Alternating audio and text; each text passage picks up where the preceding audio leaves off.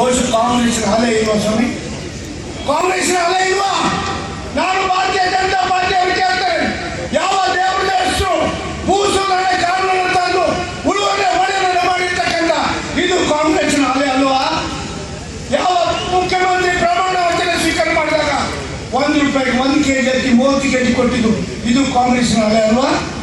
ಯಾವ 20-25 ವರ್ಷದಿಂದ ಆಶ್ರಮದ ಸಾಲ RBC ಇತ್ತು. ನಾವು ಶಾಸಕಾಂಗ ಪಕ್ಷದ ಸಭೆಯಲ್ಲಿ ಮುಖ್ಯಮಂತ್ರಿಗೆ ಆಶ್ರಯ ಸಾಲ ತಗೊಂಡವರು ಬಡ ಜನರಿಗೆ ಜನ ಆ ಸಾಲ ಮನ್ನಾ ಮಾಡಿ ಅಂತ ಕೇಳಿದಾಗ ಮುಖ್ಯಮಂತ್ರಿ ಆಶ್ರಯ ಸಾಲವನ್ನು ಮನ್ನಾ ಮಾಡ್ತಕ್ಕಂಥದ್ದು ಇದು ಆಶ್ರಯ ಕಾಂಗ್ರೆಸ್ ಅಲೆ ಅಲ್ವಾ? ತಮಗೆ ಕೇಳಿದ್ರೆ ಇದು ಕಾಂಗ್ರೆಸ್ ಅಲೆ ಅಲ್ವಾ? ಯಾವ ಬಡ ವರ್ಗದ ಜನ ಕೃಷಿ ಸಾಲವನ್ನು ತೆಗೆದುಕೊಳ್ತಾರೆ? ಇವತ್ತು 3 ಲಕ್ಷದವರೆಗೆ ಸಾಲ ತೆಗೆದವರಿಗೆ ಬಡ್ಡಿ ರಹಿತ ಆಡುವಂತ ಸಾಲ ಇವತ್ತು ಸಿಗ್ತದೆ. ಅದು ಕಾಂಗ್ರೆಸ್ ಅಲೆ ಅಲ್ವಾ? ತಮ್ಮ ಕೇಳ್ತೇನೆ, ಇದು ಕಾಂಗ್ರೆಸ್ ಅಲೆ ಅಲ್ವಾ? ಯಾವ ಜನ ಇವತ್ತು ಮಕ್ಕಳನ್ನ ಶಾಲೆಗೆ ಸೇರಿಸಬೇಕಾದ್ರೆ ಆ ಆದಾಯ ಸರ್ಟಿಫಿಕೇಟ್ಗೋಸ್ಕರ ತಹಸೀಲ್ದಾರ್ ಕಚೇರಿ ಅಲೆಯಬೇಕಿತ್ತು, ಅದನ್ನು ತೆಗೆದುಹಾಕಿ ಶಾಲೆಲ್ಲ ಕೊಡ್ತಕ್ಕಂಥ ಆದೇಶ ಮಾಡಿರೋದು ಇದು ಕಾಂಗ್ರೆಸ್ ಅಲೆ ಆಗುದಿಲ್ವಾ? ಅರೆ ಭಾರತೀಯ ಜ್ಯೋತಿ ಕುಟೀರ ಜ್ಯೋತಿ ನಿಮ್ಮ ಕಾಲದಲ್ಲಿ ಭಾರತೀಯ ಜನತಾ ಪಾರ್ಟಿ ಕಾಲದಲ್ಲಿ ಅದಕ್ಕೆ ಹಣ ಕಟ್ಟಿ ಯೋಗ್ಯತೆ ತಮಗಿಲ್ಲ. ನಮ್ಮ ಸರ್ಕಾರ ಬಂದ್ಮೇಲೆ 319 ಕೋಟಿ ಹಣವನ್ನು ಪಾವತಿ ಮಾಡತಕ್ಕಂಥ ಕೆಲಸವನ್ನು ಬಜೆಟ್ ಅಲ್ಲಿ ಮುಖ್ಯಮಂತ್ರಿ ಮಾಡಿದ್ರು. ಇದು ಕಾಂಗ್ರೆಸ್ನ ಅಲೆ ಅಲ್ವಾ? ತಾವು ಹೇಳಬೇಕಾಗುತ್ತೆ. ಬಹುಶಃ ಇವತ್ತು ಅನೇಕ ಉದ್ಯೋಗ ಖಾತ್ರಿ ಯೋಜನೆ, ಅನೇಕ ಯೋಜನೆ, ಮನುಷ್ಯನೇ ಅಂತ ಯೋಜನೆ ಬಹುಶಃ 1-2 ಹಲವಾರು ಕಾರ್ಯಕ್ರಮ ಮುಖ್ಯಮಂತ್ರಿಗಳು ತಂದಿದ್ದಾರೆ.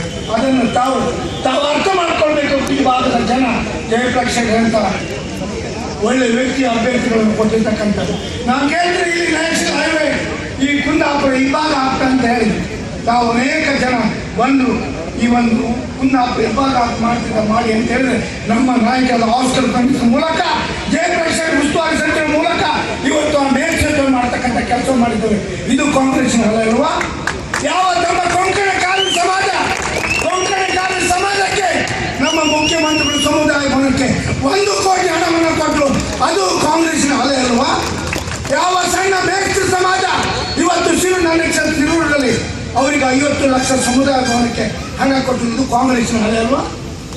ಏನು ಸ್ವಾಮಿ, ಇವಾಗ ಭಾರತೀಯ ಜನತಾ ಪಾರ್ಟಿಯ ಯಾವ ಹಗಲು ಕನಸು ಕಾಣ್ತಾ ಇದ್ದಾರೆ ಇವತ್ತು ಪ್ರಧಾನಮಂತ್ರಿ ಆಗ್ತಕ್ಕಂಥ ಅವರು ಹಿಟ್ಲರ್ ಪ್ರವರ್ತಿತ ಏಕಚಕ್ರಾಧಿಪತ್ಯವನ್ನು ಈ ದೇಶದಲ್ಲಿ ಸ್ಥಾಪನೆ ಮಾಡಬೇಕಂತ ಬಂಡವಾಳ ಸಾಲಗಳ ಮೂಲಕ ಇವತ್ತೇನು ಹೊರಟಿದ್ದಾರೆ. ತಾವು ಜಾಗೃತರಾಗಬೇಕು. ಈ ಭಾಗದ ಜನ ಸಾಮರಸ್ಯದಿಂದ ಸೌಹಾರ್ದದಿಂದ ಬಾಳಿದ ಈ ದೇಶದ ಜನರಿಗೆ ಇಂಥ ನಾಯಕತ್ವ ಎಂದೂ ಬೇಡ ಅನ್ನೋದನ್ನ ಈ ಮೂಲಕ ನಾವು ಕಾಂಗ್ರೆಸ್ ಕೆಲಸ ಮಾಡ್ತಕ್ಕಂಥ ಕೆಲಸ ಆಗಬೇಕಾಗಿದೆ.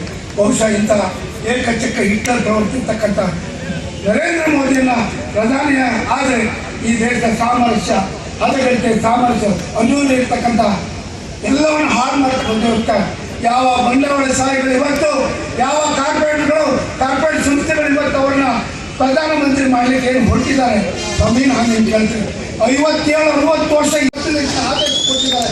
ನಾವು ಅವರಿಗೆ ಕೆಲಸಕ್ಕೆ ನಿಮ್ಮ ಮನೆ ಕರ್ಕೊಂಡು ಬರ್ತೇವೆ ಮಾತು ಕೊಟ್ಟಿದ್ದೇವೆ. ನಮ್ಮ ಮಾತನ್ನ ಉಳಿಸಕ್ಕೆ